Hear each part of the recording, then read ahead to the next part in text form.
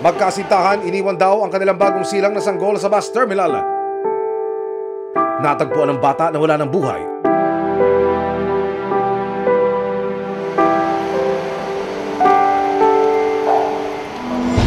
Alas 3 ng hapon ang biyahe ng dalawa, pero alas 5 na raw ng hapon sumakay ng bus papuntang probinsya. Makakausap din natin yung mismong konduktor na siyang naka-ID o siyang naka-identify doon sa babae at lalaki na nag-iwan ng bata dito sa terminal. Kuya Mark, andyan o. Saan nyo siya nakita? Dito po sa po. So ito yung picture na pinadala sa inyo ng manager, yung terminal manager? Yes po. Ano sabi nila? I-identify mo? Tignan daw po namin kung andito po nakasakay sa bus po namin. Pagsakay ho, ganyan pa rin ho mga itsura? Nakakulay brown na po ito, tapos yung jacket po nakagato na po sa lalaki. Yung babae, ikaw mo, parang nangihina na? Parang nangangalamatan na siya na... Siya inaros tabi ng bitana? Inireport sa Cubao Police Station 7 ang nangyari. Nakatanggap tayo ng report na meron ngang isang infant na natagpuan sa water station ba nung bus transit. Nagkandak agad tayo ng follow-up investigation and operation. Nang matunto ng kinaroroonan na magkasintahan, nakipag-ugnayan sila sa mga pulis ng Nueva Ecija.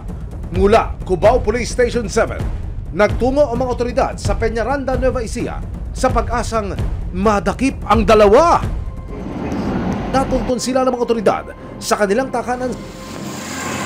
Sa pagkakahuli sa dalawa, dinala ang lalaki sa Cab Karingal.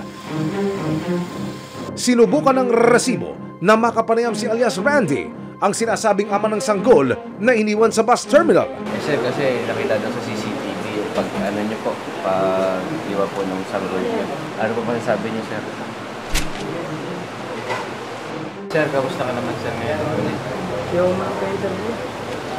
Sinampahan siya ng kasong infanticide o paglabag sa RA 7659, Article 255 ng Revised Penal Code. Parehas po silang pwede nating masampahan ng kaukulang reklamo ng infanticide. Ang infanticide po is killing of a child not more than 72 hours or 3 days. Samantala, hindi idinitine sa Cab Karingal ang ina ng sanggol dahil isa pala siyang menor de edad. Dinala siya sa isang shelter at kasalukuyang nasa pangangalaga ng mga social worker ng Quezon City. Ayon sa CIDU na siyang may hawak sa kaso, na-file na po natin yung kaso, na inquest na po yung mga suspect dyan sa kasong yan. Iniintay na lang po natin yung abiso ng korte kung kailan yung hearing nila. Kinuha rin po kaagad ng kamag-anak yung bangkay ng ating baby na kapapanganak lang. Nalibing na rin po. May ebidensya